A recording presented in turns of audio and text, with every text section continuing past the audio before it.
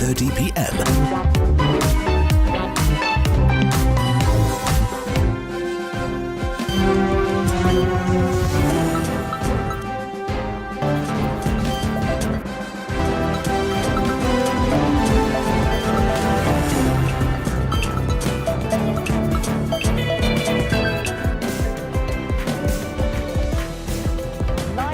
Day of March 2025, 78 days into 2025. My name is Ann Odida and this is Morning Cafe. Thank you so much for choosing us. Karibu sana. Speaking of the number of days, it is exactly 281 days to Christmas for those who are already on that countdown. My name is Ndindi. Karibu sana to Morning Cafe. Absolutely. Let's take a look at the local dailies. We start off with the Standard, enemy of the press. Hata mimi ningeendelea kufinya hivyo anguka nayo.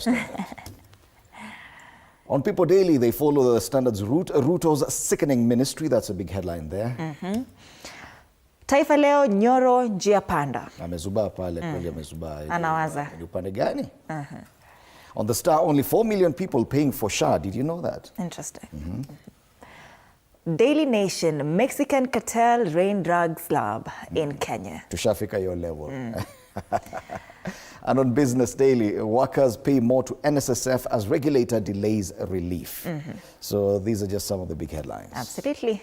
On State of the Nation, you have these two gentlemen, Joe Nyoto, Senator Murang'a County, and Geoffrey Ruku, MP Mbeere North. Do stand by as we take a look at the big headlines this morning, starting at 6:30. That's right. Let's cross over to the regional dailies. We start off in Uganda, Daily Monitor. The coffee outfit, gulping our taxes. Public money, private pockets. Same line as yesterday's newspaper. And today they say several months after Parliament gave money to Inspire Africa Coffee, an entity owned by a private investor that is Mr. Nelson Tugume, the government has continued to pump money into a venture that it has no shares in, yet to safeguard taxpayers' money. The latest 67 billion shillings payout has now sparked a public outcry. Now, 179 billion shillings is the amount of taxpayers' money pumped into the entity over the past 2 years. This is in Uganda. You get the feeling like same thing is happening in Kenya with so many serious or crucial systems in government in private hands, and that's where they collect revenue through. So it's also happening in Uganda. Other top stories there, mother that is 40-year-old shines in A-level examinations, and US astronauts back home after 9 months in space. Interesting kabisa. More than 9 months. You know, and it's a man and a woman. And they've stayed in space for 9 months. 9 months. They should have come back with a baby from outside. Kwani you're in my mind.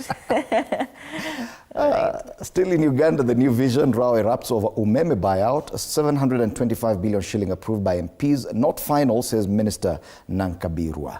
So they still continue that controversy over the buyout of their main electricity supply company, the equivalent of Kenya Power Company, wanaita Umeme. Museveni rallies Nyoro to embrace fish farming. And President Museveni continues to meet the masses. And pictures of Uganda zinakaanga funny too. Like imepigwa 1980. Pale juu, gospel singer arrested over child sacrifice, matters religion making it to the front page of this paper in Uganda. All right. Cross over to Tanzania, gazeti la Mwananchi. Sura mbili uongozi wa Samia, miaka 4 madarakani. She marks 4 years since she took over the presidency in Uganda. Tanzania. In Tanzania, beg your pardon. And she's quoted there saying, msitegemee nitakuiteni fulani na fulani, njooni hapa. Kwa nini hivi na hivi? Hapana, wote watu wazima, mnayajua mazuri na mabaya, mkifanya mnafanya makusudi, nitaongea kwa kalamu, narudia tena. Rais Samia Suluhu aliyasema hayo mwaka jana mwezi Februari, lakini unajua anasema hivyo kwa nini? Kwa sababu yule alimtangulia John Pombe Magufuli alikuwa anaita kila mtu kuja hapa. Kwa nini unafanya hivi? Simama. Even ndivyo inafai. Yeye amesema atafanya hivyo. Yeye ataandika. No reform, no election, bado inaendelea. Anasema ilivyotinga kwa msajili wa vyama vya sasa Jaji Francis Mutungi, akisalimiana hapa na katibu mkuu wa Chadema John Mnyika wakati alipofika ofisi za msajili katika kuitikia wito jijini Dar es Salaam hapo jana. Masuala ya siasa hapo. Kule mwisho tunaona kuna Mtanzania amezuiliwa huko Sudan. He's a lorry driver there. there's something here. Dampo la Pugu. Is dampo a dam site?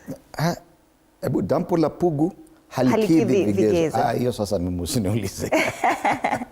Because you know kuna ile debate in Kenya that what is dampo really. There's somebody who even if you were to know or to understand what dampo is, the rest of the sentence kuna dam site hapo, that is Pugu, kukidhi na vigezo. Yes. On the top strip, mitazamo tofauti, sera mpya ardhi ikichambuliwa na dereva mameneja matatani, madai ya kuteketeza lori jijini Tanzania. On the Citizen, still remaining in Tanzania, matters business. Business captains upbeat despite global upheavals. And of course, when they talk about upheavals, it includes what's happening in the US with the many rafts of presidential orders changing global market forces. The vast majority of business leaders in Tanzania remain confident about the country's economic prospects despite current global uncertainties. Now, this is according to a new report. Of course, they're saying that Tanzanian CEOs are no longer just reacting to challenges, they are actively thinking or rethinking their strategies and reshaping their businesses to drive long-term growth. Yes, now they continue covering also Samia's 4 years in office. Samia marks 4 years in office. Now, sasa ndio picha ya ikulu ya Dodoma. The State House in Dodoma looks like this, and I think our president must have copied that. White with no roof. Yeah. Lakini yao inakaa smart. Inakaa kama hospitali. Hakuna. What launch of $50 million US data center means? That's another story on the front page. Napali Chini Innovation Hubs offer hope to jobless youth. Yes. So that's a Citizen. And as far as regional news is concerned. Absolutely. 14 minutes past the top of the hour. Let's take a look at the weather situation.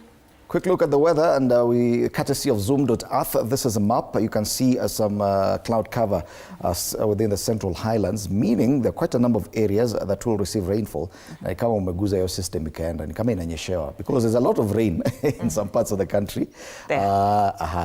Thank you. You can see some cloud cover, western part, because in Uganda and the Lake Victoria region, definitely a lot of cloud cover descending also into Uganda areas like Mwanza and up north in Kampala. But in Kenya, most of the cloud cover is in the central highlands, areas around Meru, Embu, and a bit in Kitui as well, Nairobi too, but also western part in Busia. So let's start off with Murang'a, Sadiki Jiti kidogo. All right. In Murang'a hapa wanasema definitely rainfall, precipitation 90%, 15.5 millimeters of rainfall expected in Murang'a, 19 degrees Celsius as we speak. It'll get as high as 26, but the entire day they will definitely enjoy rainfall. 100% this morning. Later on, chances of thunderstorms at 50%. So that's in Murang'a. Busia. It's 21 degrees in Busia. Rain likely to, it's likely to rain at around 6 a.m. That is now. Actually, it's raining very heavily. Look at that.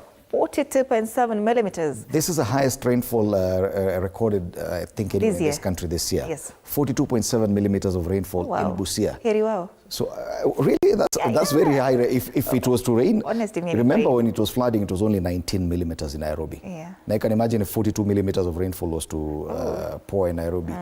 We definitely need boards. Lazima ikuwe huko. Yes. Busia. So Busia, I think, is the wettest we've ever seen. Highs of 26. Yeah. Lakini mvua. Eldoret.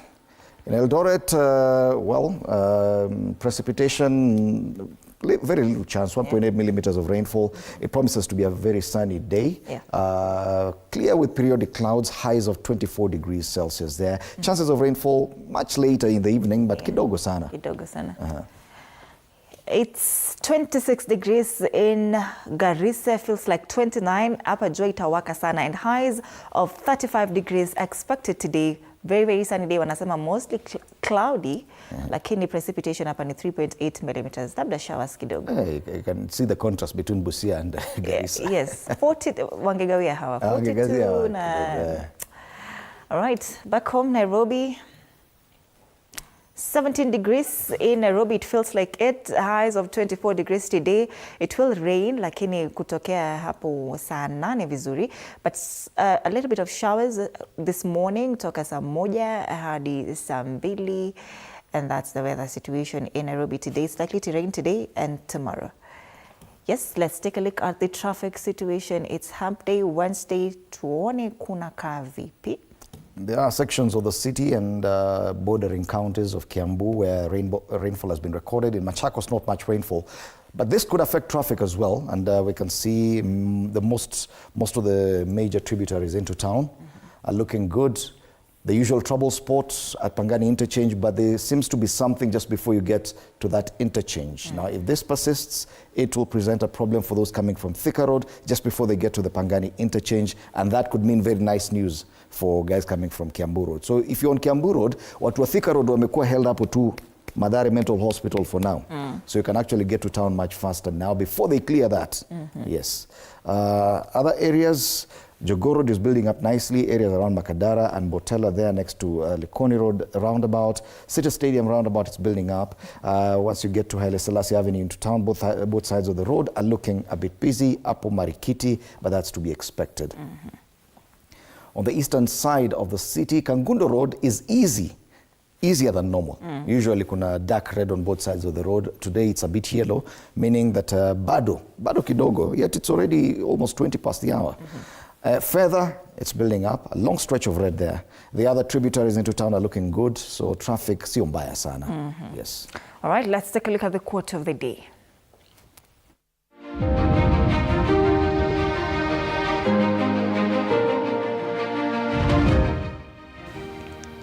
Doubt often clouds our judgment and prevents us from realizing our true potential. By trusting in ourselves and taking bold actions despite fear, we unlock endless new opportunities. Let's take a look at the local dailies.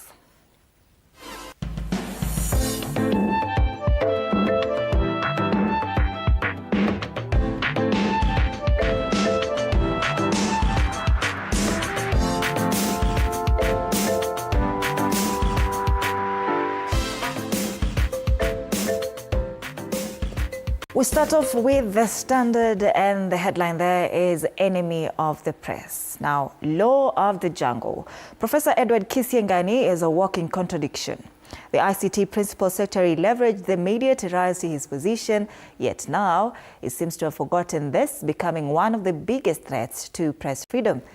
He uses coercion and government business to suppress independent journalism, and his latest actions have drawn condemnation from Kenyans, journalists and lawyers who argue that they are both illegal and immoral. And I can bear witness to this. Professor Kisiangani was a very common face on our screens a few years back, acting as an analyst on most TV shows. And he was a huge critic of the government back then. Now that he occupies a prestigious position as PS of ICT, he appears to have changed completely.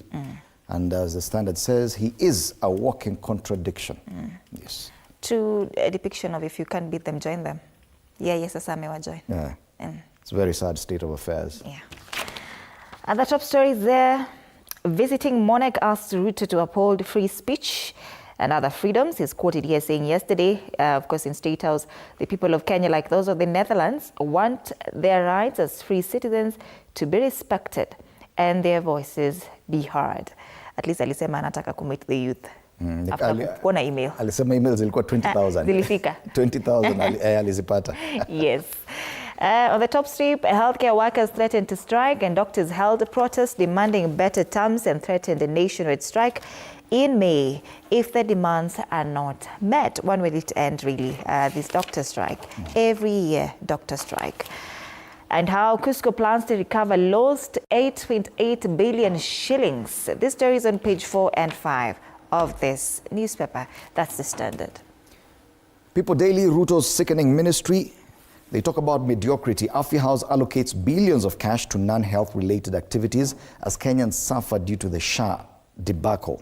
And yes, some officials from the ministry, including the CS and PS, appeared before the Senate as they continue trying to justify the kind of proposals they've given in the budget. But a lot of the money is not going to the very core or business of the ministry, which is actually a devolved service.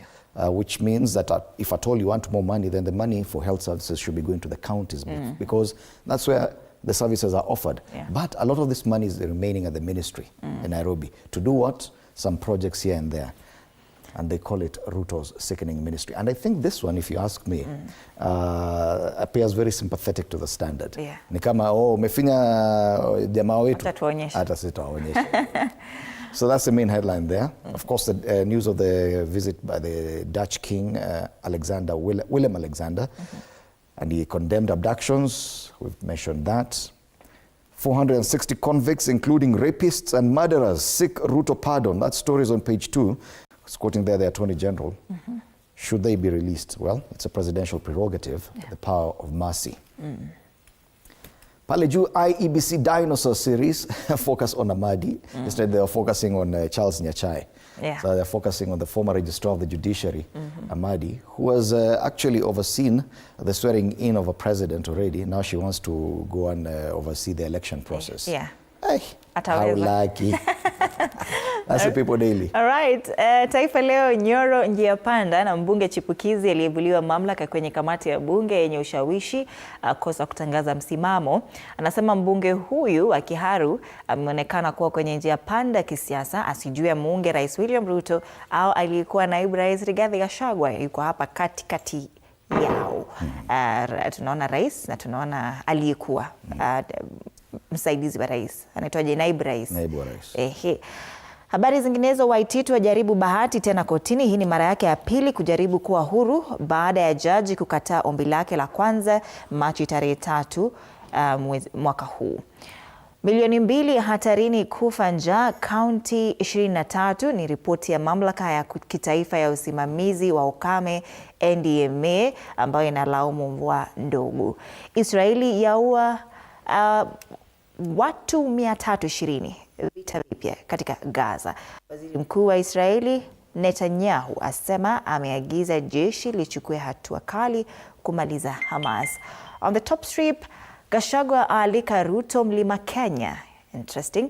Asema anaikaribisha ziara ambayo Rais Ruto anapanga kufanya katika eneo la Mlima Kenya Aprili, mwezi ujao. Na Messi nje ya kikosi cha Argentina, nyota Messi hajajumuishwa katika kikosi dhidi ya Uruguay. Taifa Leo. On the Star, we don't have a physical copy today. Oh, we do. Great. They talk about SHA. Only 4 million people paying for SHA, and this is very interesting. Non-salaried members pay only when sick. The story is on page 4 and 5. So, Parliament has raised concerns about the sustainability of the new health program, even as senators press the agency's absentee CEO and senior ministry officials for answers. And we continue the confusion around SHA and its sustainability and the methods and programs and formulas that they've come up with continues. I don't know who will actually resolve this issue. They've not found a way of ensuring that people who are not in formal employment are actually contributing to SHA. How can you sustain it when the entire country is supposed to be served by the same? Kuna shida pale. They're only contributing when they're sick. Yes. Interesting. Yes, Kiharu MP Ndindi Nyoro also makes it to the front page of this paper. And Asema, I don't know why I was kicked out, says Ndindi Nyoro. He's kept his cards close to the chest. Even as speculation is rife, he could make bigger moves ahead of 2027 election. He called for a press briefing yesterday, where he took quite a long time. And because of the interest and what has happened to him of late, the media turnout was really huge. Yeah. Then he said a lot of nothing. Yes. Sema ameenda shule akafanya masters KU na UON na anajua lakini hata sema surely anyway. Of course, we have a picture there of President William Ruto and his guests alongside First Lady Rachel Ruto meeting the Netherlands King Willem Alexander and Queen Maxima at State House Nairobi yesterday. The Dutch royals on a 3-day state visit. That's the Star today. All right. Daily Nation, Mexican cartel rain drugs lab in Kenya and narcotics production is on the rise in the country, warns a U.S. report. Daring, very, very daring. A new report by United States Department of State has revealed that a methamphetamine, that is meth or crystal meth production lab linked to a dangerous Mexican cartel had been in operation in Namanga until September last year, serving as a major indictment of the country's fight against narcotics, even as international criminal organizations continue to operate in plain sight. Story on page 2, and then you wonder how. Whenever I read about Mexican cartels, kuna wimbo na play kwa kichwa. I don't know how they sing it. It's from South America.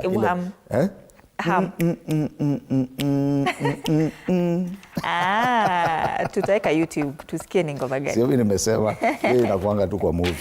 You know, the thing here, it wasn't clear whether the drugs were supplied locally and for how long the lab had been in operation.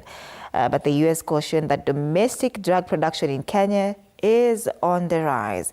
And the report adds that a month later, on October 4, 2024, Kenya officials arrested a CGNG member trying to depart to Mexico. And the arrest was made based on information from the US. However, the document, an annual report by the Department of State to Congress, did not reveal the identity of the deported cartel member. You know, what happens in Magadi is that it's actually one of the biggest mines in Kenya, salt mines. It's a whole city for mining salt. Yeah, mining salt.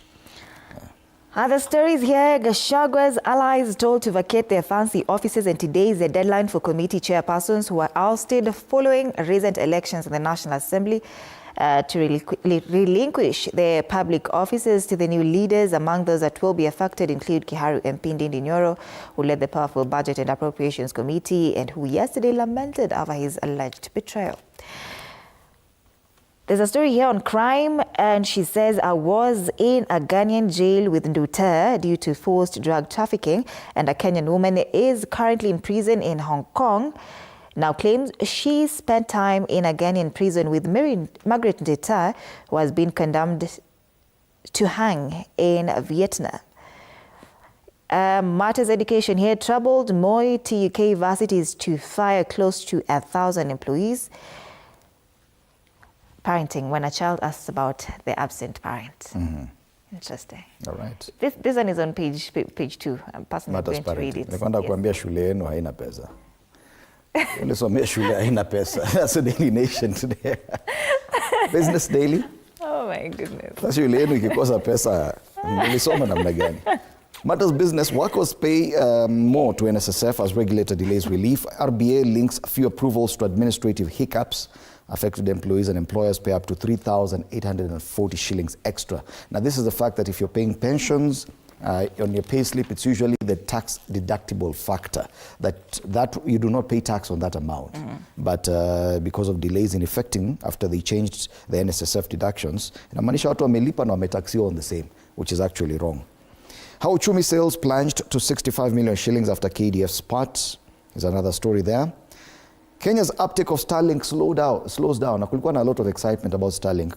What happened? Ex-US envoy doubts extension of AGOA deal, of course, after Trump came in. Kyle McCarter amesema the deal is no longer favorable to the US, and anything that's not favorable to the US, wale watu wa MAGA wanasema no, we are making America great again. Nyinyi wengine msitulete. Sawa sawa. Tuangalie masuala ya caricature. Masai Menda, we start this one on the People Daily. Her caricature here of Martha Karua and Kawira Mwangaza was just recently impeached. Yes. And of course we see caricatures of Fred Matiang'i, Wiper leader Kalonzo Musyoka, former DP Rigathi Gachagua, and of course DAP-K party leader. Karua is quoted here telling Kawira Mwangaza, my sister, use the flour to wipe your tears. And Martha asked her if she wants to join the big boys. Big boys. People Daily. Will she go to that direction? On the Daily Nation, we have someone with a very huge crown, amevaa ngongos, amevaa sunglasses. Kuna vitu vingi haoni. And reading the Dutch royal state visit, but behind him is a graveyard. Yeah. So many things had buried beneath the ground, issues of torture, abductions, police excesses, arbitrary arrests, Gen Z arrests, detention, repression, all this. And these are some of the issues that many Kenyans who wrote to the King of the Netherlands had written in their emails. But amekuja tu na ni kama is facing kule kuingia amevaa ngongos. The standard caricature here, of course, of Kiharu MP Ndindi Nyoro, akisema, I have called you here because I have something to tell you, which is, that is a journalist, of course. And he still says, I have something to tell you, which is why I have called you. Yes. He literally said nothing. Alita to a press briefing and he said a lot of nothing. Said nothing. I know what is happening, but I will not tell you. Hey, why did you call us then? I have something to tell you, but that's why I called you. Allow me not to talk about it today. Why did you call us? All right. After the State of the Nation. The south side, yes. All right. It's Relationship Wednesday. So this is what we'll be talking about. Men, take time to fear women. Why are you fearing women? I'm already fearing women. And I've taken time. Even this morning, I took like 10 minutes to fear women. Fred, yes. You're out of order. All right. This is the conversation. We have a very big panel, of course, as always, every Wednesday. Be on the lookout for this one. But in the meantime, interact with us on our socials, TV47 Kenya on Facebook and YouTube, TV47 News KE on X. My handle is at Ann_Dida. The hashtag is Morning Cafe. My handle is at Fred Ndimuli. Stay with us.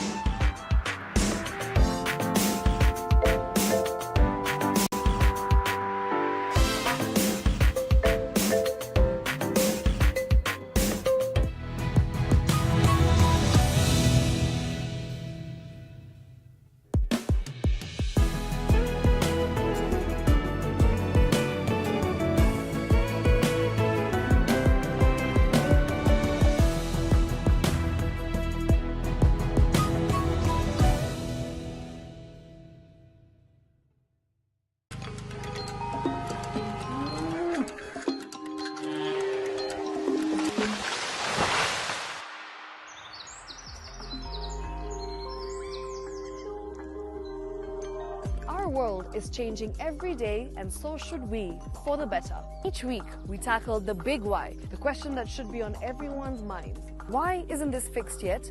Deforestation, global warming, and the adverse effects of climate change. The future isn't just something that we inherit, it's something that we create. Join us on The Green Fix as we tell the stories of those who refuse to give up.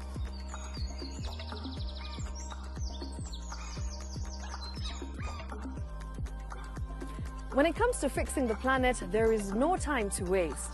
Join me, Shiksha Arora, on Thursdays at 9 p.m. on The Green Fix as we look into the big why, you and I.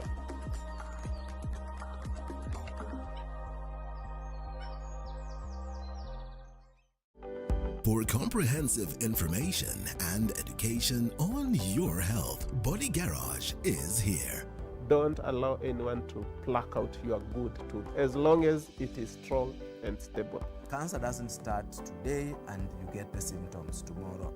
By the time you pick it or the time it is manifesting in you, probably will be there about 5 to 10 years. The eye is the window to the rest of the body. Don't forget to stay hydrated. And of course, you at home do take your water.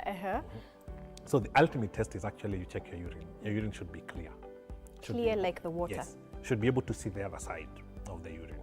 If your urine is colored or has changed color, you cannot see the other side, then you have not taken enough water. Don't forget regular health checkups. Early detection saves lives. I want the message be, we can prevent cervical cancer. We prevent cervical cancer in several ways. You have young girls and even somebody who's above that age, you can pay at least every 3 years. Somebody should have a pap smear done. If you are 40, 45, 50, going upwards, once a year, please go see a doctor. Yeah, it's just for normal routine maintenance.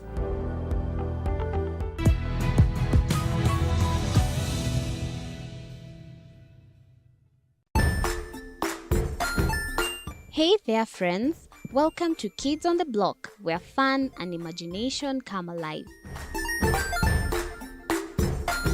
We dive into magical world filled with exciting adventures and awesome friends. What position were you in? I was number 2. What position were you? Number 1. He decided to cross the bridge by his house and look for food on the other side. We're going to do half cup of chocolate chips, and the other one, we're going to do half cup of the blueberries. So, grab your imagination hats and get ready to explore with us. Join us every Saturday at 9 a.m. for new friends, amazing stories, and tons of laughter.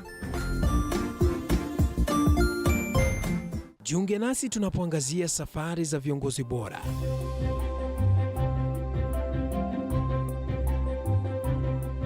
Kutoka kwa ushindi mkubwa hadi masomo magumu. Wakati wetu kwamba wasichana si wa kusoma, ni wa kuolewa, ng'ombe ipatikane, wazazi wakuwe watajiri. Tunashughulikia yote. I wish I were a better investor. My parents taught me how to look for things for myself. Tazama Mfahamu Kiongozi, ambapo kila kipindi kimejaa maarifa, mikakati na hadithi za kukuza azma yako. For me to succeed, I have to fight. Kila Alhamisi saa 1:30.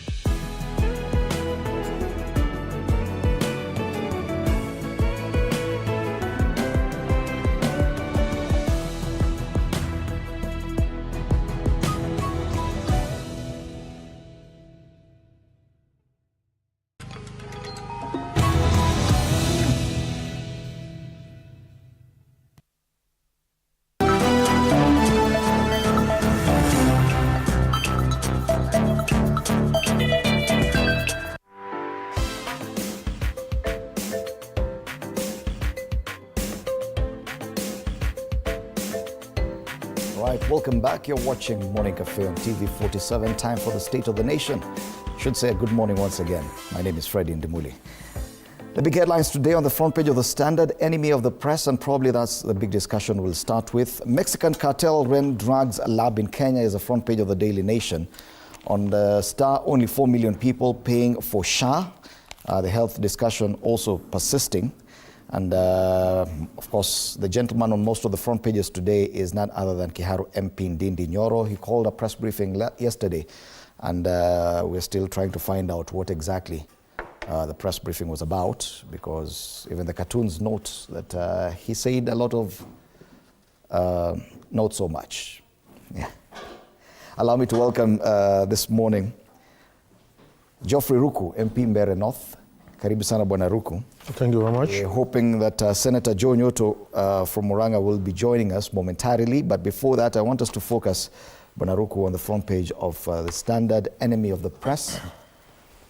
And this is about the kind of relationship that the government or the administration of the day has with the media. We've had complaints over and over about the way media has been reporting. I don't know what your perspective is about the relationship between the media and the government of the day. Thank you. I think we have the freedom of expression enshrined in our constitution or in our laws, and this is where the space which press or media do operate in. And we have seen in the recent times that media or press can build a nation and can destroy a nation. We saw what happened in 1994 in Rwanda. There was huge contribution of incitement by press, and that ran to killing of many Tutsis in Rwanda. Many nations have come down because of a reckless state of press.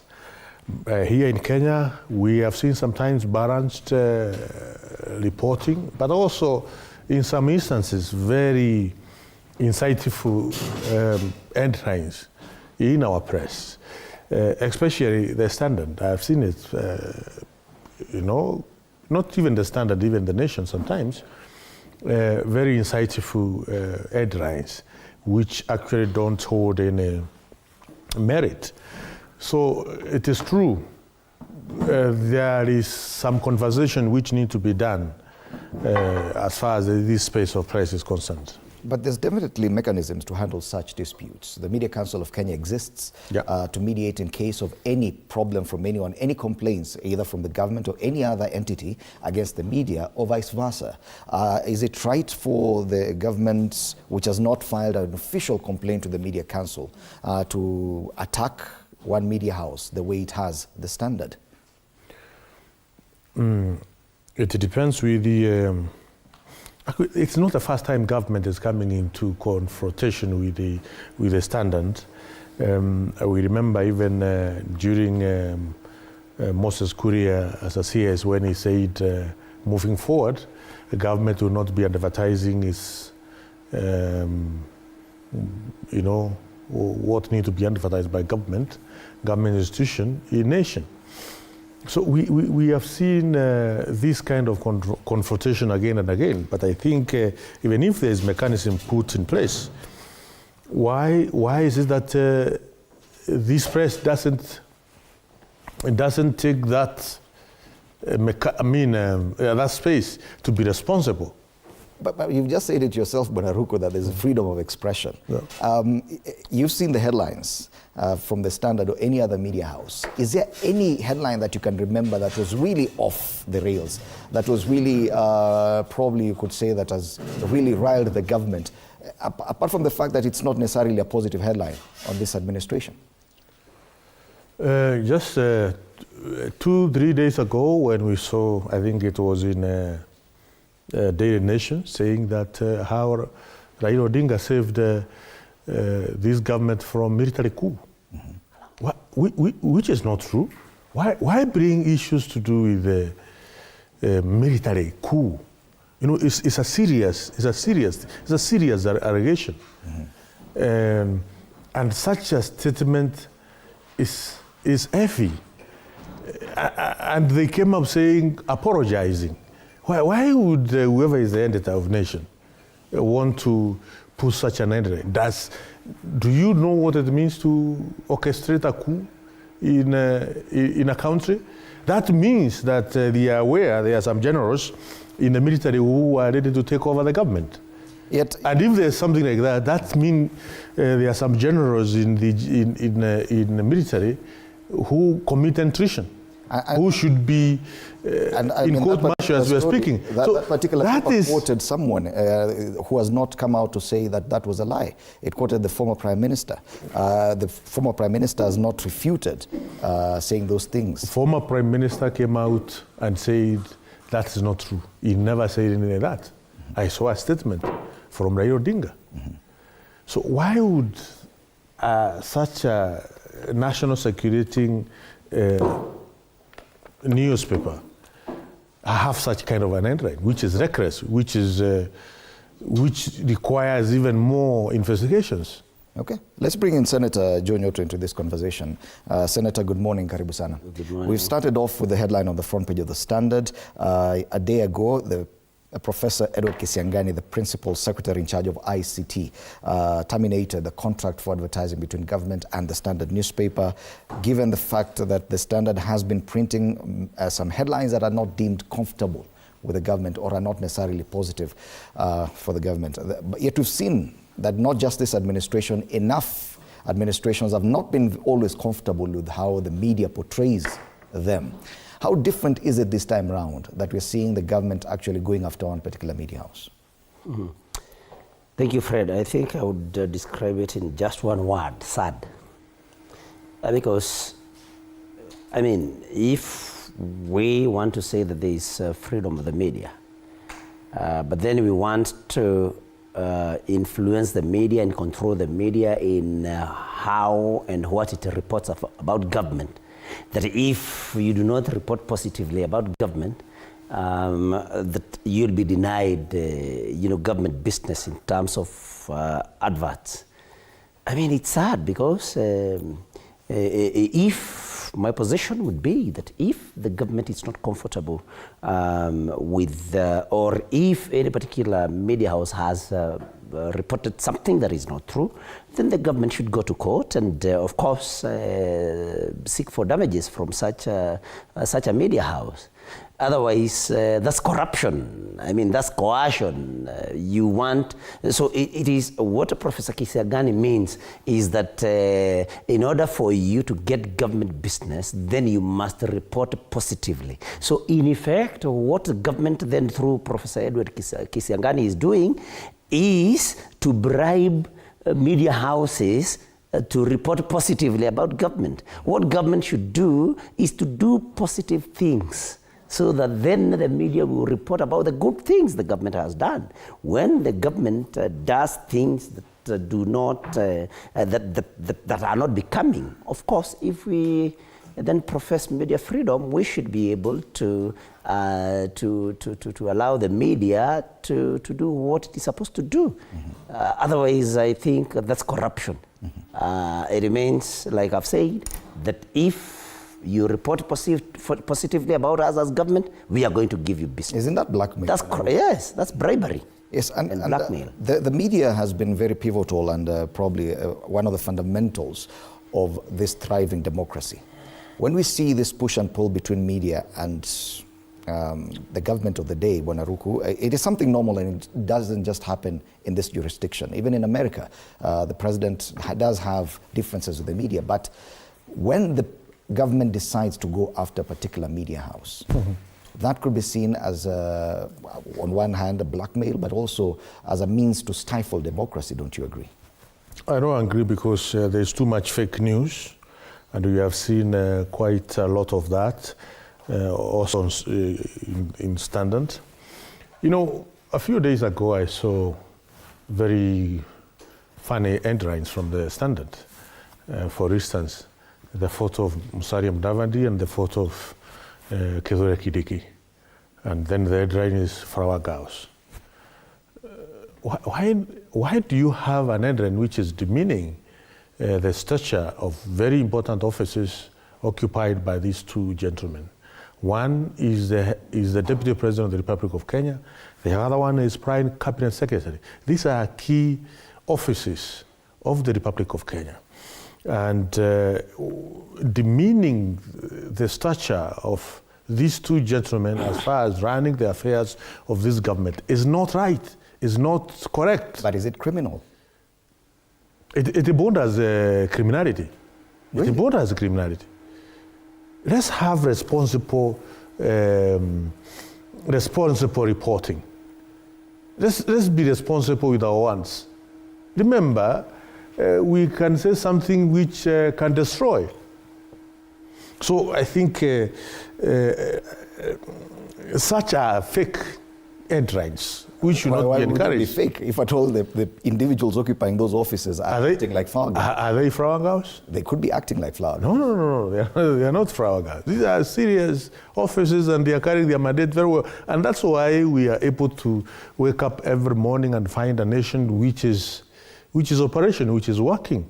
In terms of many parameters are positive as far as affairs of these countries are concerned. And these gentlemen have contributed a lot in ensuring this ship we call Kenya, MV Kenya, is sailing smoothly in very turbulent waters. Is the expectation that every headline that comes from newspapers in Kenya should paint the government in a positive light? That's the only way we expect media to work? No, but you see, we can, for instance, today's Mexican cartel ran drug ups in Kenya. This is a very responsible headline. The front page of the Business Daily today has a headline. Help me with the front page of the People Daily this morning has a different kind of headline, and I want you to tell me, yes, Ruto's sickening ministry. And he talks about the Ministry of Health. What do you say about this headline? That headline is okay. It's correct. Okay. It's very much okay. It does not paint the government in positive light. Yeah, but the ministry, as far as the Ministry of Health is concerned, there is a serious problem with the Minister of Health. But it is Ruto's sickening ministry. Yeah. You agree with this? I agree with the headline correctly, but I don't agree with the headline of the flower girls. Professor Kidiki and Prime Minister, Prime Cabinet Secretary Musalia Mudavadi, these are not flower girls. But as far as this ministry is concerned, there is a serious problem. The Minister of Health, she's not doing what she's supposed to do in that office. Okay. We have said it again and again. Senator, do you think there's anything different between this kind of headline and what the Standard has been publishing? No difference, Fred. And, you know, when you want to kill a dog, you start calling it a bad name. And I've said that, you know, we have been having issues with the Ministry of Health. There was Nakumicha, now we have Mulongo. And the issues that are there about SHA have nothing to do with the CS. These are structural problems. These are policies. It's because of the policies introduced by the Kenya Kwanza government. But of course, they want to, when you hear Honorable Roko talking like that, the minister has a problem. It tells you they want to fire Mulongo, just the way they fired Nakumicha. Firing Nakumicha did not sort out the problem because the problem is not the CS. So, you know, and I remember the last time that CS Mulongo was in the Senate to answer some questions. She was given a very big tongue lashing by the majority leader, and I stood and said that I hoped that was not laying the ground to kick her off. So when you hear Honorable Roko talking like that, he's a very connected, he's connected to high levels, in high echelons in government. So you can tell that Mulongo will be fired. Agree with so this anyway, and disagree with the Standard. Yes, because you know, my brother Roko is talking from both sides of his mouth. He says that he has a problem with the headline "Flower Girls" when it relates to His Excellency Kindiki and His Excellency Musalia Mudavadi. I mean, flower girls is not an insult. It just means sycophants, which is what they are. When is the last time any of the gentlemen mentioned anything that was not going well with government? That is what the headline was talking about. They are sycophants. They are yes men. Nobody will point out to a mistake. But Honorable Roko will want to tell you that when you say flower girls, when you are talking about Professor Kindiki or Musalia Mudavadi, then that's a very is a very bad headline. He has said that some of these headlines border on criminality. I mean, he is feigning ignorance. He knows what you're supposed to do when somebody commits a crime. You are supposed to take them to court. You are not supposed to deny them business. And he knows that. We should not, you know, we should not be escapists. Let us stop these, you know, we do not want to face the truth. And so, I mean, when you hear Honorable Roko trying to say that that was a good action to stop our government adverts going to the Standard Group because they did not report positively about government. For me, that shows it's a scheme. As we go to the next elections, it's a scheme. They are trying to prepare the ground for switching the internet off as we approach the elections, so that people do not, because as it is now, there is nothing they can do about social media. So, but I think they are laying the ground slowly but surely, so that as we approach the elections, they can even have an excuse of switching off the internet. And these are schemes that this government is doing. And he is very connected. Probably he can give us shed some light. Yeah, you're very what good to agree with this. That's what agree with this headline, despite the fact that it actually paints the president in bad light, not the minister. It is Ruto's sickening ministry. Well, as you respond to that, why is it so different this time around? The headline is correct. This ministry, the gentleman who is in charge of this ministry is one President William Ruto, or the ministry is in the Republic of Kenya. He appointed the ministers in all the ministries. But as far as the functioning, the day-to-day running of the ministry is not run daily by President William Ruto. The person in charge of the Ministry of Health is one cabinet secretary, Dipora. Okay?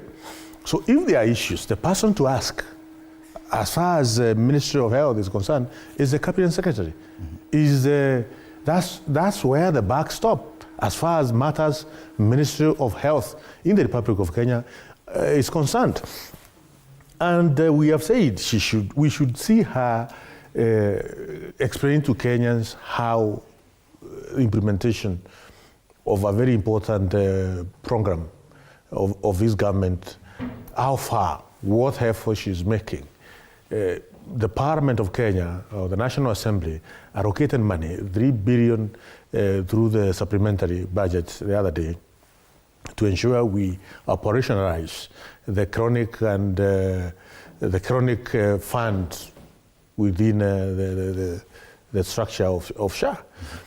So we are making some good progress. You know, she should be out there, for instance, today, explaining to Kenyans, now we have 3 billion Kenyan shilling. How are we going to utilize this money? In informing the dispensaries, the level 4, 5, and level 6 hospitals across the Republic of Kenya, how they are going to utilize that money. And I'm sure today there's no information which will come from the Ministry of Health as far as the chronic diseases fund is concerned. And if we could focus on now the issues around the health ministry, as you continue looking at how the headlines, because a lot of this information Kenyans get it via the media. They talk about mediocrity. Afya House allocates billions of cash to non-health related activities as Kenyans suffer due to the SHA debacle. It is 5 months since the rollout of SHA. There's something which my brother here said, which is not correct. Ahead, I want to just correct. That he says I'm very connected in this government. No, I am not. I'm not in executive. I am in legislature.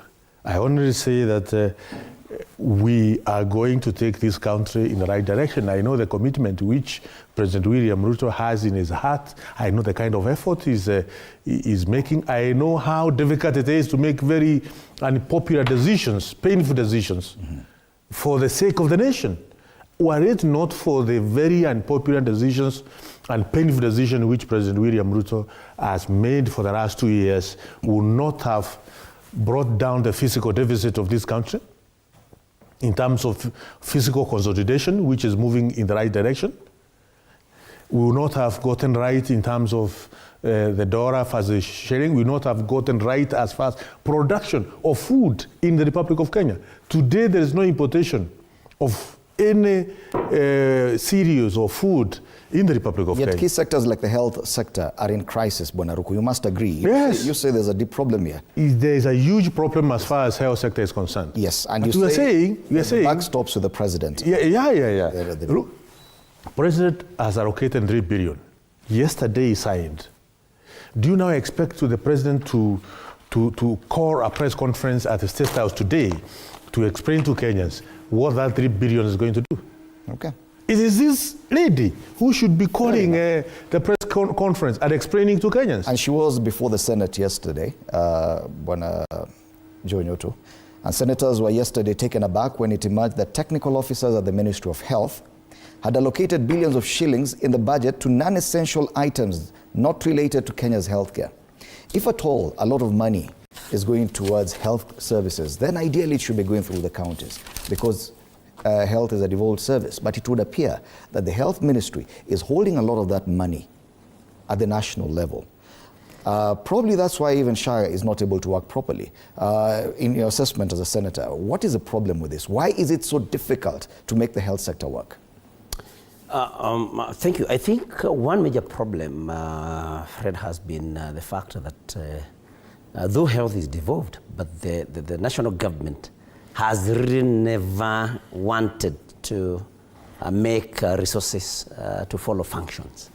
That they still retain a lot of, a big chunk of the funds allocated to the Ministry of Health in the budget every year.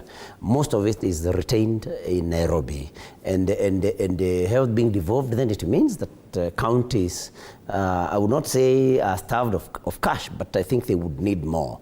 That's why you can see these largesse at the ministry that an allocation of about 60-something. I followed that with the Committee on Health in the Senate, allocation of 60-something billion, where only 24 went to health services, while about over 40 million went to That's more than half. More than half, almost double actually, going to non-health activities, administration, and what have you. And I think this is something that we need to be very serious about. I'm happy that the Committee on Health in the Senate raised that matter, and I hope that it is going to be addressed. But majorly, what is failing our health sector is the interests that we have, and it has been reported that especially the system that was SHA system that was supposed to cost 104 billion. Of course, we have talked about it here and in other fora, and these interests that our major motivation is not offering good health services to Kenyans. Our major motivation as we make these decisions is the cuts that we are going to get from it. And I think we should really have the commitment from the top, so that the bottom can also be able to implement good health policies, because we have a problem with this ministry, and change of the CS will not bring any change. So I think we need to interrogate ourselves from the highest level, because names have been mentioned, to the lowest levels. But allow me, Fred, also to comment about something that Honorable Roko has talked about, food security in Kenya. He says that we are not importing any foodstuffs as at the moment. I'm not very sure about that. But if we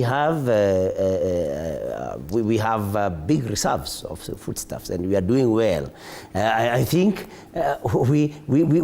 I think you may not want, if you're very realistic, to associate these or to give the whole credit to government. I think it has been about favorable rainfall patterns and that kind of thing. Honorable Roko should tell us what government has done to see to it that in case we have a drought, what mitigative measures have they brought? What have they done about irrigation? Because I know he will tell you about the cheap fertilizers and nothing else.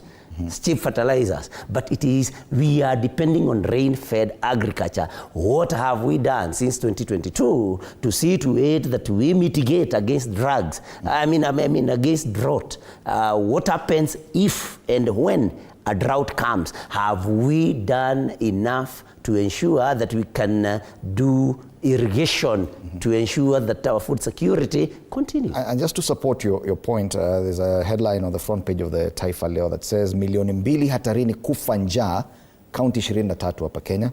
Na hii ni ripoti ya mamlaka ya kitaifa ya usimamizi wa ukame NDMA ambayo inalaumu mvua mdogo. When you say that we are good in that sector, there are problems. The National Drought Management or Mitigation Authority already says 2 million people are at risk of dying due to drought in 23 counties. Yeah. Not only have improved, we should not be having this kind of headlines. It is true that, for instance, I represent a constituency which is semi-arid. It is Bere constituency. And the season which has just, the last season, it was not a very good season as far as Bere is concerned.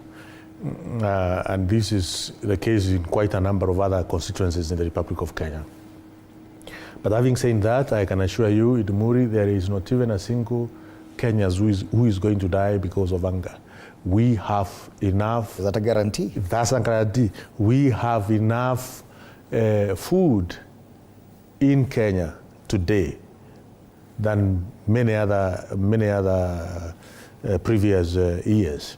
And this is as a result of the policies which this government has laid in place.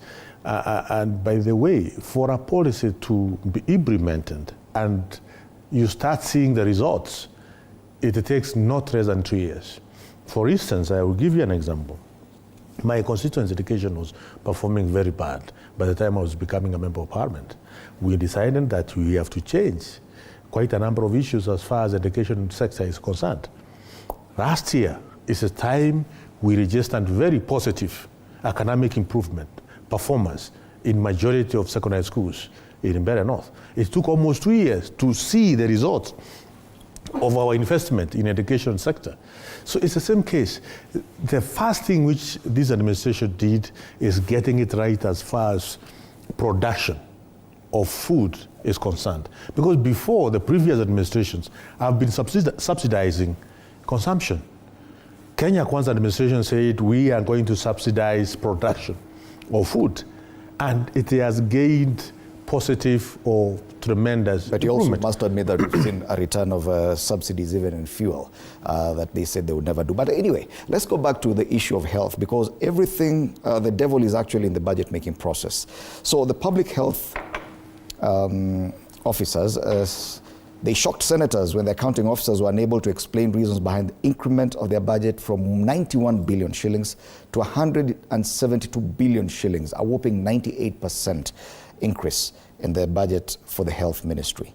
Now, could this directly be related to the SHA inclusion, or do you think the National Assembly, to a huge extent, is serving this disconnect where the national government is retaining a lot of the monies that should be going towards service, direct service to the people in as far as health is concerned? It is true. There are several issues as far as the Minister of Health is concerned.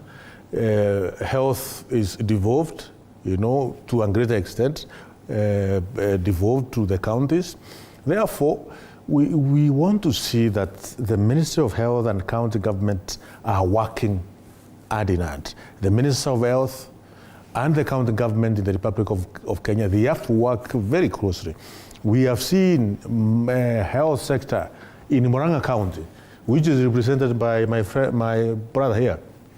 The health sector in Murang'a County is doing very well. So the question is, why is Murang'a County health sector doing well, but in other counties we have huge problems as far as health sector is concerned?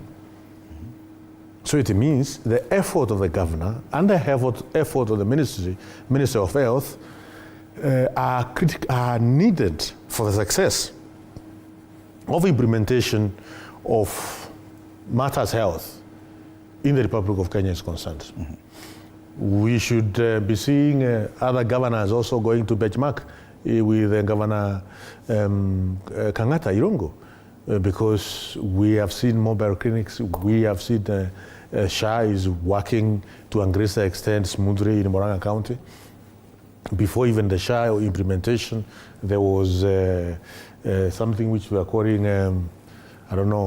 there was a program insurance program for covering the people of Murang'a County when they go to hospitals. So I think it's a question of two levels of government working together. But we have seen there is huge lack of commitment from the Ministry of Health, and when that joins with lack of commitment from another governor in a certain county, then you expect things to go in wrong way. But Senator Bonarukwa said something interesting, that collaboration between the national government and the county government of Murang'a has resulted in better services for Murang'a County. Can the national government take any credit for what's happening in Murang'a in as far as the health sector is concerned? Not at all, Fred. And allow me to tell you that yes, Murang'a Governor Irungu Kang'ata has a program that he calls Kang'ata Care. It was basically an arrangement between the county government and NHIF. And this program worked so well under NHIF because the idea was, the county pays for monthly contributions for members some households that are not able to make these contributions to NHIF, and then of course the argument then being that once these patients, the patients from the county are treated in government facilities, the county government. Of course, these hospitals make a claim against NHIF, and NHIF used to pay these claims. Of course, you know that now under SHA, it's very hard for health facilities to get reimbursements in terms of claims from SHA. And so this program that was working very well is now encountering some problems. And so it was basically an intelligent, move by the county government that had enabled this program to work very well. It was not about the national government in any way. But basically talking about all the counties, Fred, what we need to do, because you see, we in the Senate do what you call the division of revenue bill, where we of course decide how much should go to the counties, the total amount that should go to counties, vis-a-vis what remains with the national government. And so, like this year, we had proposed 410 billion, which was reduced to about 388 billion, which then after a lot of negotiations was agreed at 400.1 billion. So what should be done in order for us to be able to sort out health even in our counties is this amount that is retained at the Ministry of Health. Should most of it, maybe about a big percentage of it, should actually be ring-fenced and taken to counties. Because what the Ministry of Health should do at the headquarters is just administrative work. Otherwise, everything else should be given to counties. Of course, I'm aware that there are hospitals that are, I think, like level 6 that are under national government, but then most of the health facilities are in counties. So this amount of money that is retained in Nairobi is what a big chunk of it should be taken to the counties, so that we do not restrict health to whatever allocation is made to each county. That we make that allocation, but then there's another amount of money ring-fenced from the health ministry budget that goes to health in the counties, and this money disbursed to counties. That is exactly how we can be able to deal with the many problems that we have at counties in matters of health. And thank you, Senator, for explaining how the system in Murang'a works, because the sustainability of the SHA system has come under scrutiny. On the top, the big headline on the front page of the Star talks about the number of people paying for SHA, and it's only 4 million people who are salaried. Most non-salaried members only pay when they're sick. Like in Murang'a, which you have quoted as a big example, the senator has clarified that the county was paying the premiums on behalf of the members. Now, if most other counties are not able to adopt that, definitely this SHA, it means it may not be sustainable going forward if it only depends on salaried people to actually pay the premiums. Yes, you are right. I think we should be in a position as a nation to get it right as far as health sector is concerned, and the other sector also we have to get it right is the education sector. These are very two critical sectors which touches the very poor in our communities. Even the very, very remote places in the Republic of Kenya. And any government, and more so this government, it has to put all the necessary effort in ensuring that health sector will get it right. Will you, for example, push for more allocation to go to counties instead of the Ministry of Health as a member of the National Assembly? Because that appears to be the issue. 172 billion going to the Ministry of Health. A lot of this money, even 50% going to counties directly for health services, would greatly benefit the nation. That's correct. That's correct. We should be able to see allocation of resources in the most appropriate way, where getting resources where they are seriously needed, not giving resources to bureaucrats who are in the ministry headquarters and leaving the villages where money is required without resources. I totally agree with you, Demuri, that in difference, for instance, if you look at allocation of budget allocation in the Ministry of Treasury, it's quite huge. It's a serious amount of money. So you ask yourself, why would the Ministry of Treasury require such a huge amount of money? Okay, there are critical functions which are performed by the ministry, but I think we still need to get it right. And I think President William Ruto is making effort in that direction because budget emanates from the executive for it to get its way to the parliament. This is a journey which we have to work together as Kenyans in get it right. And yes, let's Kenyans agitate for proper budgeting process as far as our republic is concerned. And I hope we have seen also in the past, in the previous administration, where the budgeting process has not been proper. Budgeting corruption in the budget. The same claims are still abound even now with the budget making process. There's still a lot of budgeted corruption. Yeah. But let's focus on health, and indeed the health issue and SHA continue to make headlines. On the front page of the People Daily, the headline is Ruto's, come again, Ruto's what? Sickening ministry to do with SHA. On the front page of the Star, only 4 million people paying for SHA. There's a story on the Daily Nation saying a sad irony of Kenyatta National Hospital doctor dying for not being able to afford healthcare because he has been deducted money for SHA, but it's still not enough to pay for his own treatment. And that's a medical doctor. Very sad state of affairs indeed. Matters health.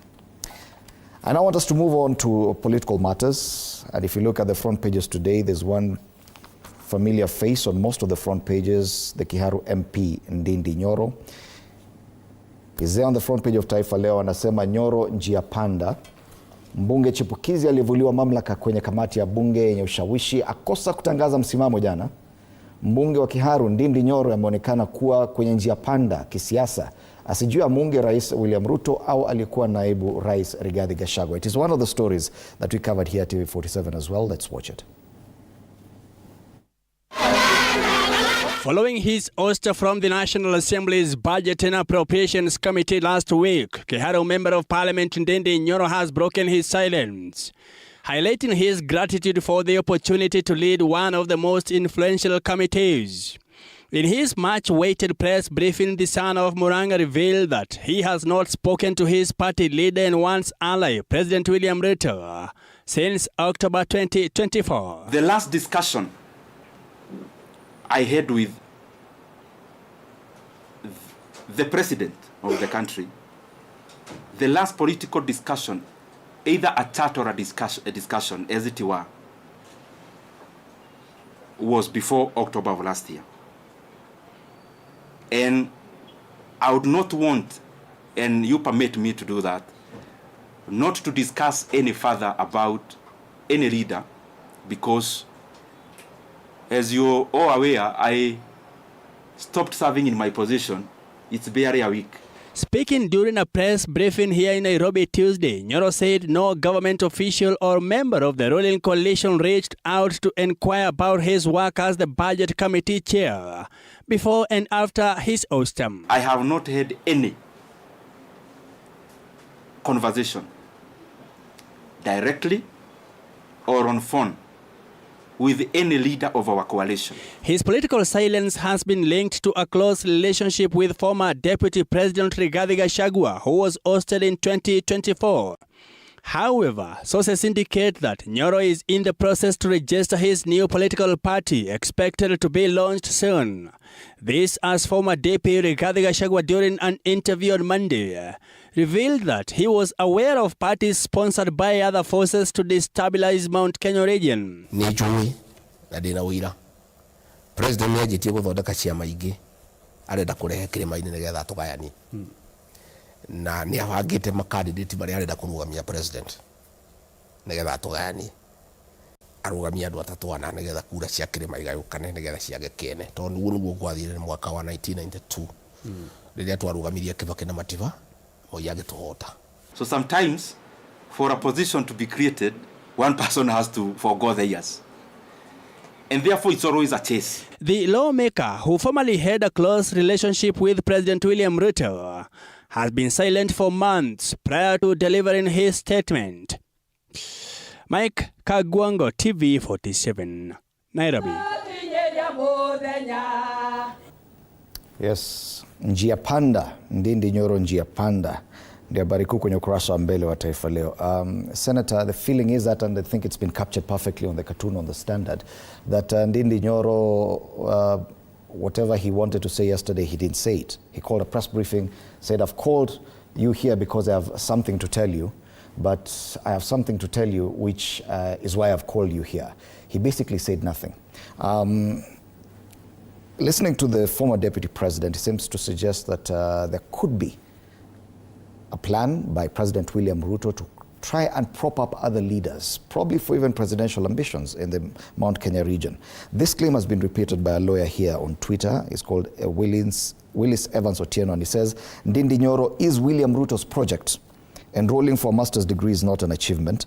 And he goes on to say that William Ruto is trying to prop up Ndindi Nyoro to run for president just to split the Mount Kenya vote. Do you agree that what is happening here, there's more than meets the eye? Well, Fred, you know, Honorable Ndindi Nyoro is a very intelligent person. And he's a very sober person. I think he's a teetotaler.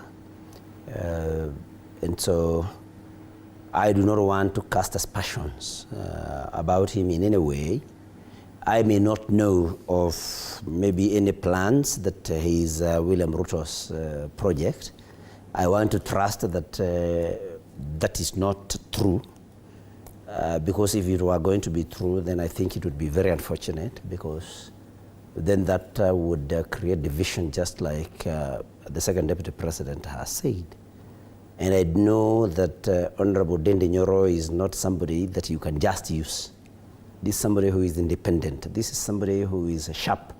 This is somebody who would not want to risk his political future to please somebody for some temporal gains. He's a very principled person. And so I do not want to think that he is somebody's project, because it would then be against the character of the Honorable Ndindi Nyoro. I know him, he's my friend. Kiharu is in Muranga, and I've had time to be with him in his constituency and many other places. And I do not want to think along the lines that it can be used by anybody. But however, something that I noted is that he said the last time he had a conversation of any kind with the president was October of 2024. And then nobody doesn't know what major political event happened in this country in October 2024. And that is the ouster of the second deputy president, His Excellency Rigathi Gachagua, from his office. Fred, I want to tell you, Rocco may not agree with me, but William Ruto will never, ever forgive anyone who either voted no to the impeachment against Rigathi Gachagua or abstained, which is what Ndindi Nyoro did. So there is no other beef. The cardinal sin that Ndindi Nyoro committed was refusing to be used by William Ruto to impeach Rigathi Gachagua. And that is why he tells you, that's why he said that the last time he had any conversation with the president was October 2024. And so the Honorable Ndindi Nyoro cannot be President Ruto's project. And if he allows himself to be used by President Ruto, I will get shocked, because that is not in his character, the way I know him. And I don't think he is in the good books of President William Ruto. Otherwise, they would be talking the way they used to. But I tell you, anyone who did not vote yes to impeach Rigathi Gachagua in William Ruto's books and schemes is out. I would be shocked, Fred. I want to repeat that. I would be shocked if Ndindi Nyoro allowed himself to be used by William Ruto to divide the mountain. I don't think Ndindi Nyoro can accept to do that. He is a progressive person, and I know He says a lot of times that he's a son of Mau Mau. The sons of Mau Mau do not betray their people. Ndindi Nyoro cannot do what people think he wants to do. William Ruto will have to get somebody else to do his dirty jobs in central Kenya or in the Mount Kenya region to divide the mountain. The mountain is united behind Rigathi Gachagua, and that is the position. Whether people like Roko here will agree with that or not, they may say something here, but deep down themselves, they know that the mountain is united behind Rigathi Gachagua. Yet Ndindi Nyoro has remained curiously sitting on the fence, that he's neither here nor there, not directly supporting the president, remaining quiet on the same, and also not declaring support for the former deputy president. Why do you think that is? Is it so difficult because so far we've not seen any other person from that region sitting on the fence? I think that's how he praises politics. That is him. He has been in Parliament for now 7 years. Despite the punishment and the pain that he's suffering now, being removed from chairperson of the Budget and Appropriations Committee, he still cannot fall on one side? I can't speak for him. This media house can find time and call him. Yet you must agree, Bwana Ruku, you must agree that the space within Kenya Kwanza is getting a bit squeezed for so many of you and your colleagues. For example, in your case, the party that sponsored you to Parliament is a Democratic Party. Yes. Whose party leader is currently an unwelcome member of the cabinet. And he has said he's ready to be let go of the cabinet, that he's yet to be fired. Yet the party itself has written to the Registrar of Political Parties declaring that it's exiting Kenya Kwanza. You must agree, there's a lot of discomfort within Kenya Kwanza, even for yourself. Yes, Democratic Party has written to Kenya Kwanza Coalition, or Secretariat, to leave the coalition. That is the officials of the party who did that. Personally, I'm an ex-member of the Democratic Party, but I don't remember attending such a meeting where we discussed that Democratic Party is going to pull out of the Kenya Kwanza Coalition. So to that extent, that's not a decision which I can say it is binding to me. So from where I sit, I will continue working closely with the Kenya Kwanza Coalition. Do you think that probably Ndindi Nyoro is suffering the same fate, that he's not sure his position within Kenya Kwanza, he's not willing to go the other side, and you're just left in the between? The space is getting smaller, ODM is claiming more space, and you're at a loss, njia panda, like Ndindi Nyoro. In politics, you have to make difficult decisions. So it's upon him to make decision, regardless whether it is a difficult or not. So probably he's taking his time in the process of making a decision. I don't know what kind of decision he'll make. That is him. For me, as far as I'm concerned, Democratic Party withdrawing from Kenya Kwanza Coalition, I will remain in Kenya Kwanza. I'll work closely with Kenya Kwanza. What about your party leader? CS Justin Bidan Muturi. That's an issue which I don't want to comment. Yes. You cannot speak for him. You totally don't want to comment. No, I don't want to comment about... Probably Senator can comment on this.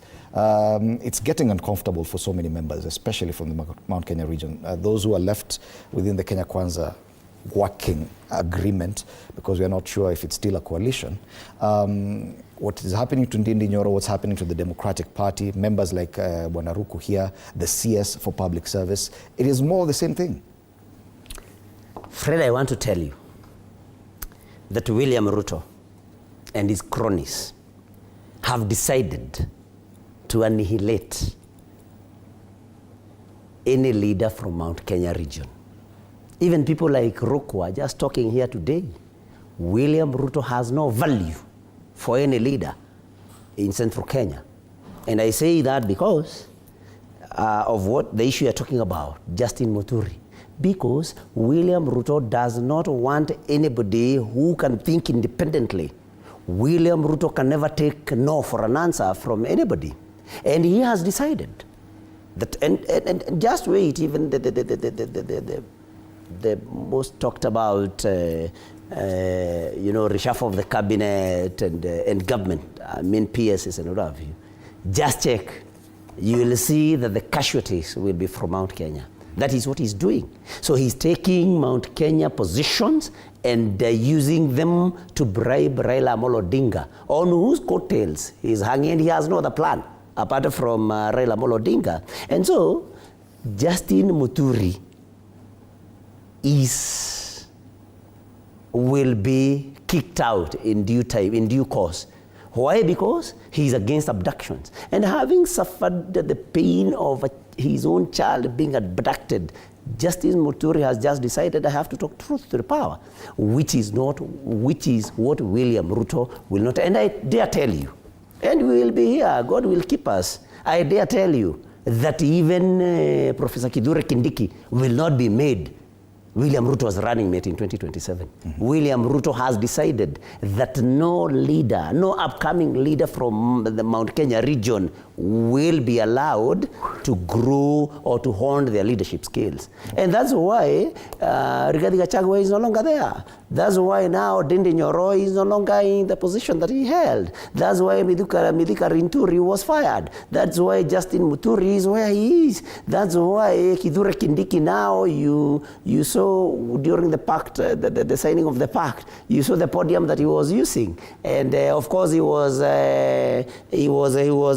that in command, inviting Raila Odinga, who was going to invite President Ruto. I don't even understand why people like Roko are supporting this government.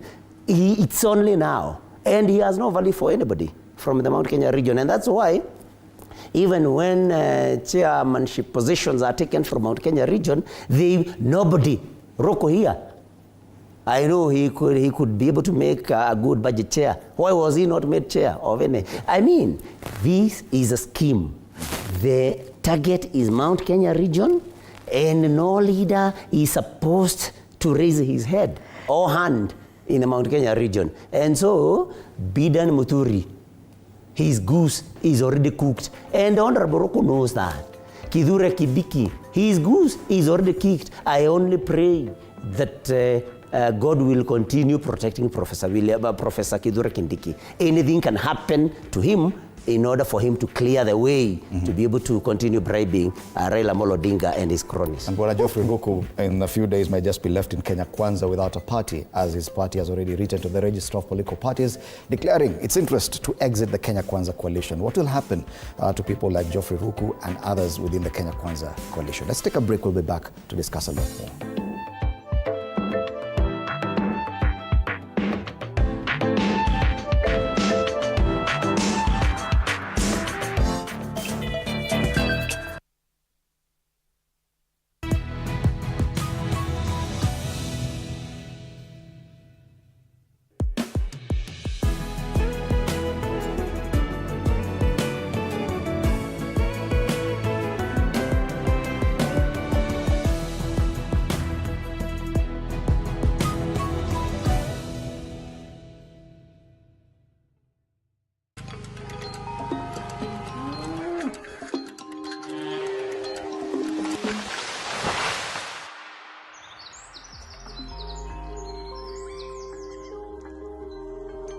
Our world is changing every day, and so should we, for the better. Each week, we tackle the big why, the question that should be on everyone's minds. Why isn't this fixed yet? Deforestation, global warming, and the adverse effects of climate change.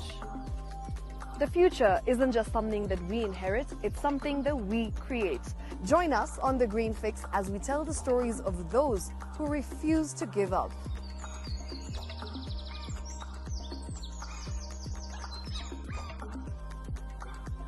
When it comes to fixing the planet, there is no time to waste. Join me, Shiksha Arora, on Thursdays at 9 p.m. on The Green Fix as we look into the big why, you and I.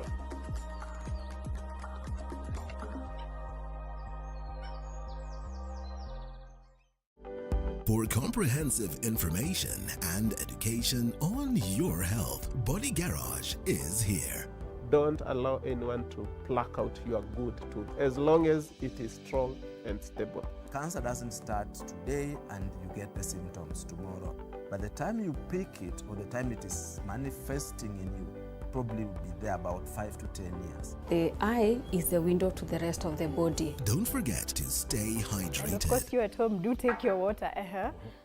So the ultimate test is actually you check your urine. Your urine should be clear. Clear like the water? Yes. Should be able to see the other side of the urine. If your urine is colored or has changed color, you cannot see the other side. Don't forget regular health checkups, early detection.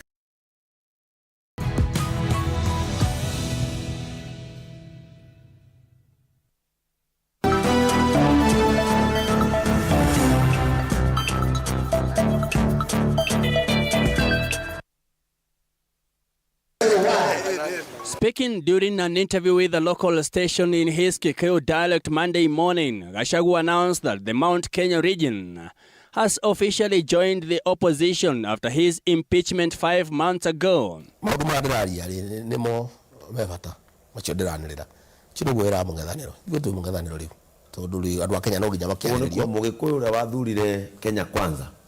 Riu ne kuga riu ndari thirikari ne mung'etha riu ri ni kuingatwo ingatitwo thirikari ni akingatwo guthiko aingatwo guthiko mundu gwitwo kengei ni kuingatwo ingatitwo. The former deputy president also revealed that he has drafted a will that is set to direct the region politically, should his opponent succeed in what he termed as eliminating him. The will, which he says is deposited with his lawyers, is to give the direction on the Mount Kenya succession politics, according to the former Mathira MP.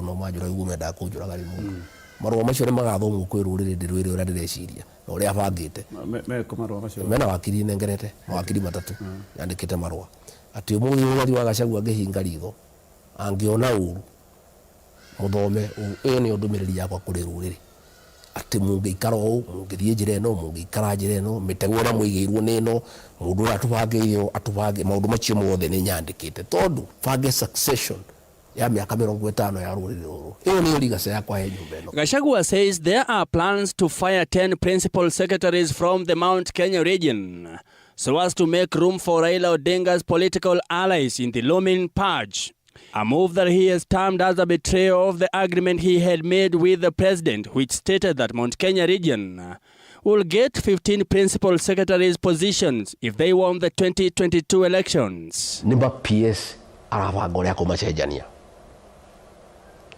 ni twashirite nake ngana gucite ma PS 15 o county itu ciothe PS umwe county ya Meru 2 Kiambu 2 Laikipia 2 na Nyeri 2 ici ingi umwe nginya Kajiado twina PS witagwo Kimotho. Raila aretia ma PS 15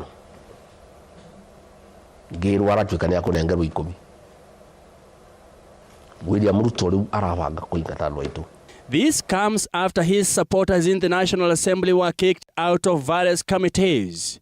Gachagua demanding that the president should use his scheduled Mount Kenya tour to explain to residents why he kicked out his allies from lucrative parliamentary committees. He has removed leaders from the area, from departmental committees in the Senate, in Parliament, in the National Assembly. Many people have been removed from the executive. So the people of the mountain would expect him to address them and tell them why he has turned against them, why he has purged the leadership of the region from government, despite the region having voted him to a man. This as Wiper Party leader Kalonzo Musyoka maintained that all leaders allied to Gachagua will unite to make sure they send President Ruto home, highlighting how the country is broke due to theft of public funds by the current regime. Mimi vile nilisimama wima wakati ule nikaokoa serikali ya Kibaki. Sasa tunaungana na Rigiji na wenzetu wote kuhakikisha wajamaa wanaenda nyumbani. Gachagua has joined hands with political heavyweights in an effort to make Ruto a one-term president. Among them Wiper leader Kalonzo Musyoka, DAPK leader Eugene Wamalwa and PLP leader Martha Karua. Mike Kagwango, TV 47, Nairobi. Yes, the mountain at a crossroads. Quite a number of leaders not sure what happens, especially those coming from that region. Geoffrey Ruku, you're one of those leaders. You're among the minority of leaders left from Mount Kenya region, still supporting President William Ruto, despite your party leaving. Hence the questions about the certainty of your position. Now we are anticipating that President William Ruto will embark on a tour, a very interesting tour of the Mount Kenya region in the next few weeks. You must be among those probably involved in the planning of that. How do you expect that to go? What do you mean by saying minority leader? The few. Let me not say minority, the few leaders. The few leaders from elected Kenya. leaders from Mount Kenya region. No. The rank of Nyoto, they are the very few. We are the majority who are still supporting this government from Mount Kenya region, and I can enumerate them. We are Nyoto and his team are less than 10. Mm-hmm. There's less than 10 members of parliament from Mount Kenya region. All of us, more than 50, we are there supporting this administration. Actually about 66, 69 members of parliament. So why would you want to portray that we are just a few of us who are left? Fair Instead, enough. we are the big number. Fair enough. The president has stayed away from Mount Kenya region since the impeachment of the deputy president. From the 1st of this month, President will be touring Mount Kenya region for a whole week for 7 good days. It will not be possible to go to each and every county or each and every constituency in the entire Mount Kenya region, but he will spend a whole week in the region from that 1st of this month. And the plan underway, we will be meeting tomorrow as members of parliament from this region to organize the itinerary of the president and the areas where you tour, the project which you commission, the project which you launch. So this will be happening from that 1st of this month. You say that he may not be able to go to all counties. Is there an indication of which areas he will visit? There are no indications yet, but from tomorrow we are likely to be knowing which areas where you'll be visiting. But having said that, my friend here talked about that many leaders from Mount Kenya region, President William Ruto is finding ways of getting rid of them in terms of their political career. That's not true. The only person who decided to end his political career is one Rigathi Gachagua, a guy who wakes up and champions ethnicity, a guy who wakes up and always is preaching discord, a guy who wakes up and you argue that this photo is not even nice to be posted. I don't know. He even have the changes in parliament is still very fresh in our minds. Sorry? The changes in parliamentary leadership, committee leadership is still very fresh in our minds. A lot of those chairs who were removed from their sitting positions were members from the Mount Kenya region. Yes. You're saying that the former deputy president was the only person removed. Those changes are very needed because, for instance, let me give you an example of, let's say, Honorable Akuya, who was the chairman of Committee of Trade. Yes, he's a member representing one of the constituencies in Nairobi, but also from Mount Kenya region. If you are a chairman of departmental committee, works hand in hand with the head of state, because head of state is running a government, and matters trade, matters industry, matters manufacturing sector, matters cooperatives. These are critical matters which the head of state must be consulting again and again with the chairman of that committee. And if you are proved again and again that you are not in tandem with the thinking of whoever is heading the government, how do you expect not to be removed from the committee? There are other members from the same region who would have replaced them just to create some balance. But we have noted that a lot of those positions have been filled by members from the ODM party. members from you can say members from the region, yes, but also the chairmen who have taken, for instance, the Committee of Trade is Honorable Shinari, who is now the chairman of that committee, is completely well aligned with the thinking of the end of state, of the president, of the Kenya Kwanza administration, the goals which Kenya Kwanza administration is championing. He fit the bill very well to be the chairman of trade. So the issue is not about ethnicity. The issue is not about regionalism. The issue is looking at Kenya in a holistic manner. And that's why President is not visiting one side of the Republic. He was in Nairobi last week. He was in Coast. He was in Northeastern. He was in Western. Because it's the Republic of Kenya. Okay. So these are why we keep on going wrong. It's because of the leaders like my brother Ian Nyoto, who anything which is happening must be seen in the lenses of a tribe, of a region. Okay. That is wrong. The focus is on the region right now. We should change our thinking from that kind of looking at things. Even as we anticipate the president's visit to the Mount Kenya region in about 2 weeks or so, the former deputy president has made a very curious remark that he already has prepared a will. In case of his absence, he's giving direction on succession for the region for the next 50 years. Many argue that the former deputy president is overestimating his influence. Do you agree with that? Fred, you know, everything must be understood in context. What the deputy president, the second deputy president said was that in case they kill him, I mean, because I understand the dialect, that he has given... Why would it why would I think why would anybody want to kill Ruku is a mature politician. I don't expect for what? It was a claim. I don't expect him. The senator may not be aware. When I give him his time.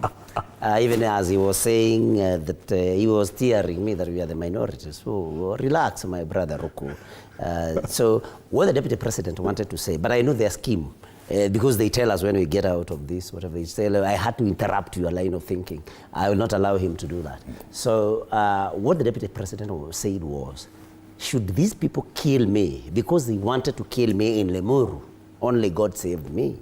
I have written, not a will per se, but I have given direction on, I have given my thoughts on what I think the community or the region should do, the direction it should follow. I have actually listed the evil schemes that this regime has against the community, and that is exactly what he said. So it's not a will per se. It is because... Does he mention about succession for the next years? Yes. What the deputy president has been saying is that we want to make a point as a region that we should never ever have a place for traitors. Because, and he says it quite often, that it would have taken a shorter time when we were fighting the colonialists if we did not have what we used to call, what were called home guards and people and traitors. So he's saying only when we thought that we had been able to do away with the traitors, now again we are having traitors who are elected by the people. And why he says that, Fred, and I ask that you give me some latitude. Why he says that is because, when you are elected by people to represent them in parliament or anywhere else, you are supposed to represent their voice. So what the deputy president has been saying is that there are people, there are leaders from our region whom, in spite of the people that elected them to represent them in parliament having a very loud voice that they did not want the deputy president to be impeached, these leaders ignored and did not represent the voice of the people that they were supposed to represent. They represented William Ruto. So that is what he's saying, that we want to make something, he wants to make a statement that will be there for at least 50 years, that the people must represent the voice of their people because they are representatives, that you are not elected by people, but then you are taking your instructions from somewhere else instead of the people. And that is a point he was making. So, Fred, it's not a will per se. It's like, should they kill me because there is that risk? That these are my thoughts. This is what I know they have planned against the community, and this is what I think, in my view, you should do in my absence in order for you to be able to liberate yourselves and to fight for your space in the country. It is very simple. But Fred, you cannot allow me, you cannot allow Roko to run away with the argument that people who are chairs were removed because they are not aligned to government policy and government agenda. And I heard him say that the only person that was removed from government was Rigiji, and nobody else. Is not a purge against the community. Tell me, Fred, was Midhika Linturi in this government? Was he kicked out? The answer is yes. Was Moses Kuria a CS? Was he kicked out and given another job that you cannot describe? The answer is yes. Was Ndindi Nyoro a powerful person in the chairing the Budget and Appropriations Committee? Has he been kicked out? The answer is yes. Now, he has talked about these committee chairs, that they were removed because, of course, they are not aligned to government and they are not supporting government agenda. I mean, let Honorable Roko tell people who are watching which other community or region has suffered the kind of purge that we had. We are talking about Wanjiko Moher, who was chair. We are talking about Gathoni wa Muchomba, who was chair. And I know he will tell you in Rejoinder that the Gathoni wa Muchomba was replaced by the Honorable Karemba. But Karemba was already a chair. So we lost one chair. Tell me about Gakuya. Tell me about Ndindi Nyoro. Tell me any other community, if it is not a purge against Mount Kenya, that has lost all these chairs. Come to the Senate. All of us from the region have lost these positions, and all of them used to bribe ODM in order for them to continue supporting government. Let him state one region in this country, in this purge, where they lost chairs, and the chairs were not replaced by people from their region. So, let Honorable Roko not mislead our people. And I must also tell him, and those that think like him, that Mount Kenya is not excited about the visit by William Ruto, because we know he's only going to come there and make promises, and nobody is listening to these promises, actually. Even young children, you go to the house and you have a young child, he will tell you, Ruto will promise, but of course, it will end there. So he will come to commission and launch projects. Which project? He has launched so many that we can quote here, from our region, that he has not done anything about. So he's coming to launch others. He's coming to commission others.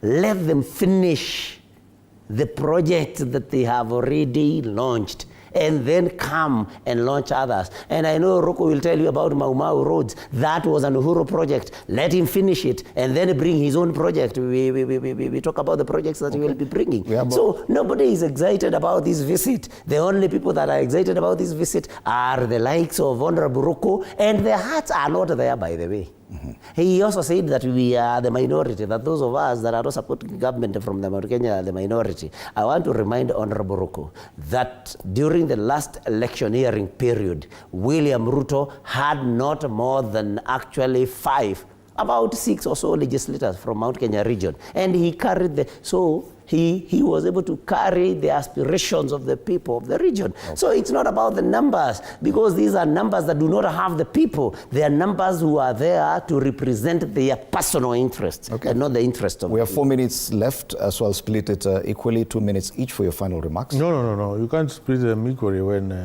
Honorable Nyoro has taken all his time. That's how it will go, 2 minutes each. There's quite what he has said, which is not true.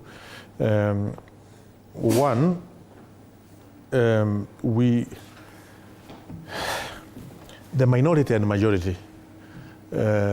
Why do we have minority and majority in the parliament?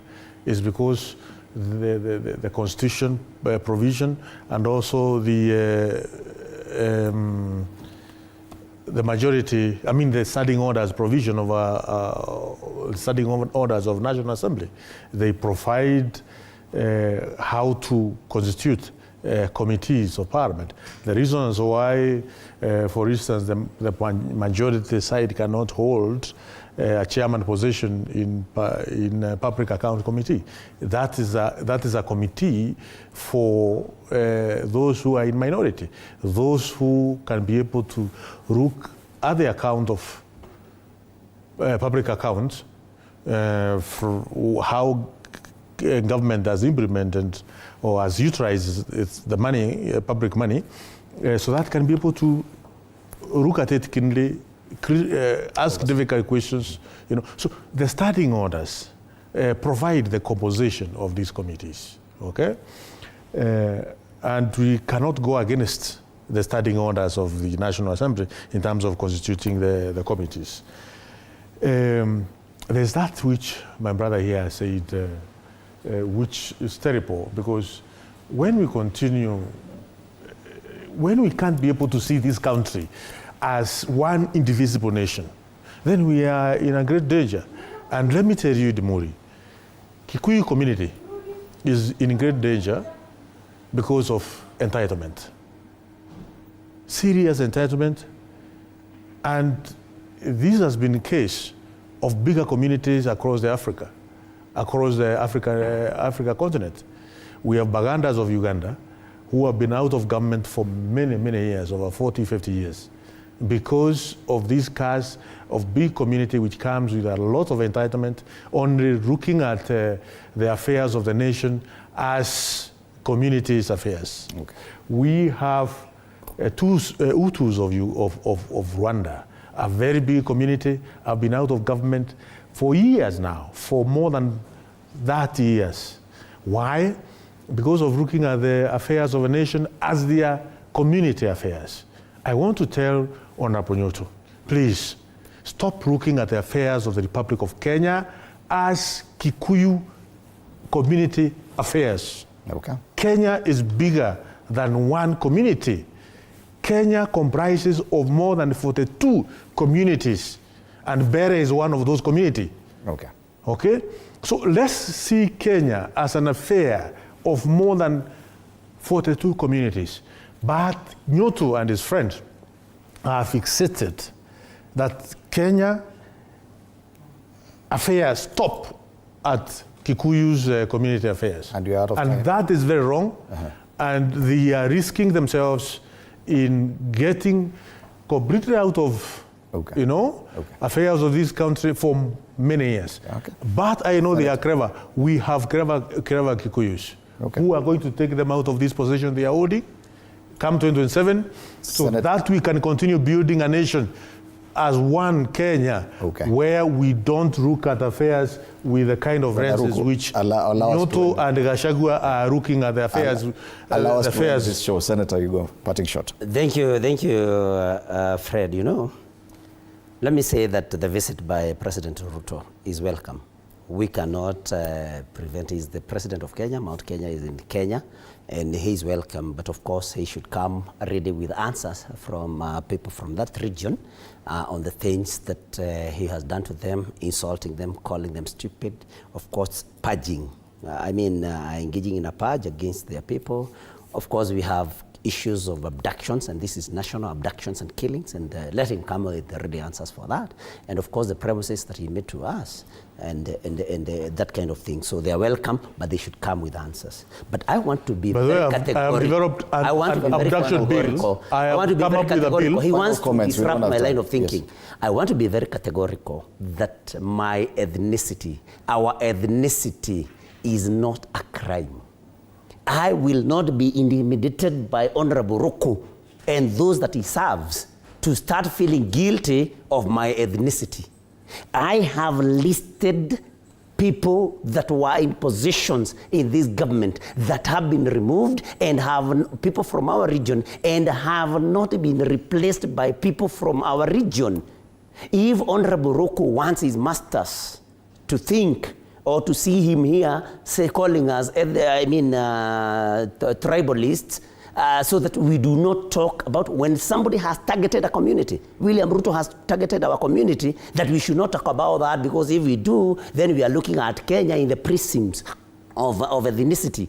I want to say we are not apologetic to anybody for our ethnicity, and we will not allow people like Roko to come here and start disparaging us just because of where you come from, the way William Ruto is doing. Okay. And we are not sorry about that. And let me tell Roko that there is no Mkikuyu and Ambere or a Meru. We are one people, and their schemes of dividing our community into Kikuyu, Embu, and Meru will not succeed. And we have no entitlement as Kikuyus.